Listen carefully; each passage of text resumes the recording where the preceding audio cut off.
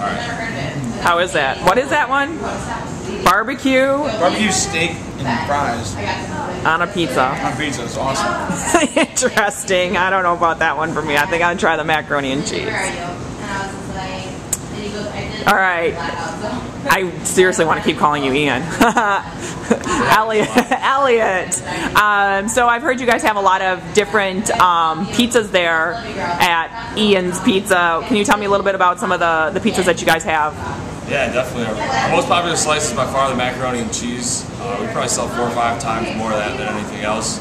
Crazy. We've got stuff ranging from your plain traditional cheese and pepperoni, all the way to barbecue steak and french fries. We do a guacamole burrito pizza with a black bean and rice base. One of our other most popular meat slices is called Smokey the Bandit. It's got a barbecue sauce base with cheddar, bacon, and ranch on it.